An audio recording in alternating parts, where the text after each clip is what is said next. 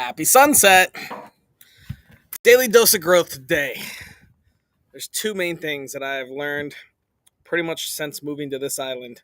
That if I were 20 years old, lost, looking for a career, whatever, maybe not even lost, I would still have done these. Okay, let's do the first one. It's going to be specific to the Virgin Islands. And I'll go through it kind of quick because you do have to move. So the Virgin Islands, let's specifically talk about me and I'll try to make it this broad. So, soccer down here, right? The level of soccer is obviously much lower than what I've played in my life, being from Denver. Smaller island. There's only 5 teams on this island. Sometimes the teams don't even show up, so there's really only like 3 teams that actually play all the games. That being said, small island, small amount of teams, yada yada, but still a pretty large amount of money that comes through this island via FIFA, which is an international soccer thing. So they put money in to try to promote soccer, right? Their entire organization, they're probably the biggest in the world. I don't know any sport bigger, so they're probably the biggest in the world. And so they throw money at the U.S. to try to build U.S. youth soccer, 4-year-olds, 9-year-olds, 10-year-olds. They want as much soccer leagues and as many people loving soccer as possible. But I believe, I don't have the exact numbers, but I'm 95% sure the amount of money per person that FIFA gives to build soccer is like 3 to 4 times higher here. And those numbers are made up. I don't think they release it anywhere. I'd have to go work for FIFA and get that proprietary information.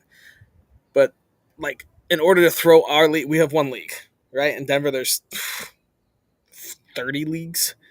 In order to throw this, they throw a certain amount of money, right? Let's just say it's like $5 million for these 5 teams. You have to hire coaches, build facilities, yada, yada, yada. And also on this island, you have to throw in some corruption. So probably like 500 to $1 million just goes into someone's pockets. But $5 million for like 5 teams. If you include St. Croix, there is 9 teams. I mean, that's an insane amount of money to throw a league. So that's cool. Maybe that number I heard, 5 million, is for everything, including the national team. So those are that's like the club level leagues. And then the best players get invited to a national team.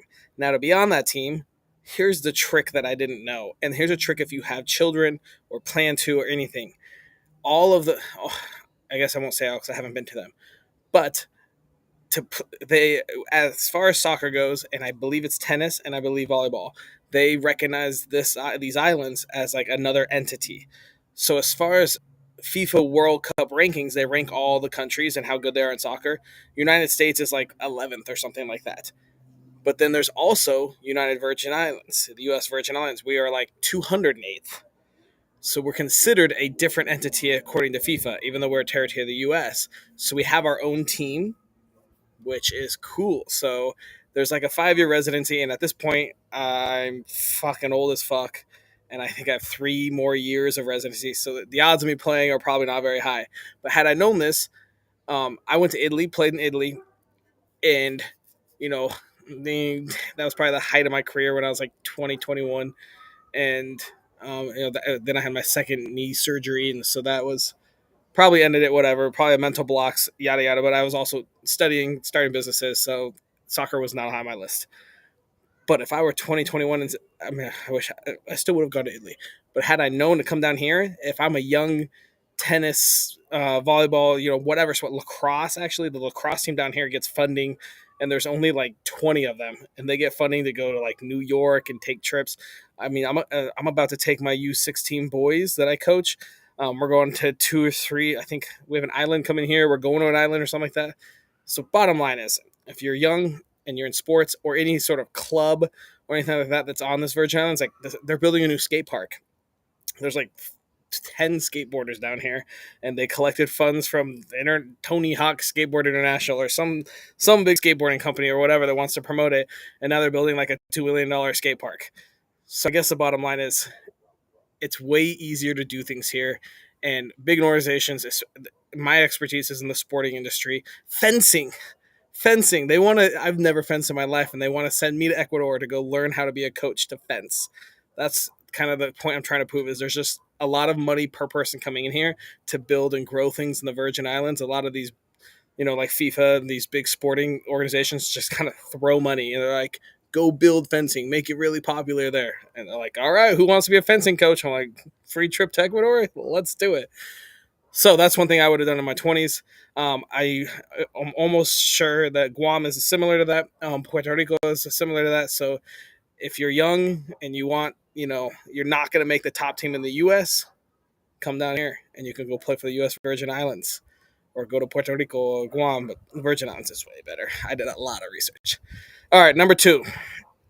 If I were in my 20s and I was looking to A, meet really rich people and learn from them, B, have a pretty awesome job in one of the best places in the world, and C, I have no idea, I only plan 2. I would probably work on a yacht. So here's how it works. Something I didn't know. You see all these boats over here?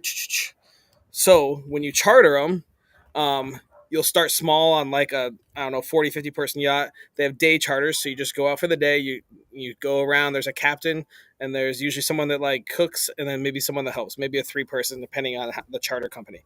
So you go out for the day, you go snorkel, you take a group out. As you get good, you level up and you start doing week-long charters. That's where the tips start getting in and you live on the boat. So now you don't have to pay for lodging or food because it's all included too. So now you just saved all that. So everything you're getting paid, throw in the stock market or crypto or whatever investment you decide in, start your own business, whatever. So that would be huge. But then the best thing, man, down here I see some $30 million to $300 million yachts. And when I meet people on them, they're like 22-year-old kids making like 2 or 3,000 a month. That may not sound like much, but don't forget, if you're working on like Jeff Bezos's $500 million sailing yacht, not only you probably at least see Jeff and maybe see a couple of his friends. If you're real lucky and you work there a year or two, you might shake his hand, you might meet him. But if you're like serving food, you're at that table. You're seeing what they're talking about. Their real private stuff they probably hide, but either way, there can't be that much skill. I mean, they're 22-year-olds. Maybe they've been in the water their whole time and they know boats very well, perhaps. But if I were you, I would work my ass off for like 5 years and get onto a super yacht, make 2 or 3,000 a month with all your expenses covered. That's a pretty solid life. Take that 2 or 3 grand and invest it. Maybe spend 500 on whatever you want, but you live on the boat with Jeff Bezos. You just sit and clean the boat all day, and you live in paradise, and you're on the nicest boat in the world. Like, man, if I were 20, I would be. You're living a dream. All you have to do is clean the boat and get paid, and then you just live on the nicest yacht in the world, and you have a chance to meet Jeff Bezos and all his friends. It's wild. That's what I would have done. I would have gotten into the charters. I would have gotten in the boats. I would have worked my way up so I could do that. Or the other option would be a pilot or a flight attendant.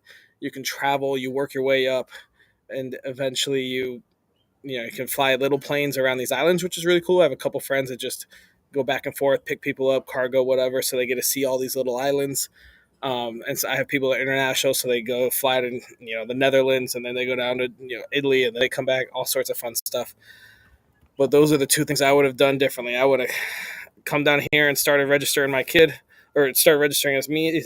If I was eligible when I was like 25, 26, it would have been so much fun to play with the national team and travel. They go to Saudi Arabia, all sorts of stuff. Who knows? Maybe in 3 years something random will happen, and I'll get on and go do on a trip. But yeah, that's what I would do if I was redoing my 20s.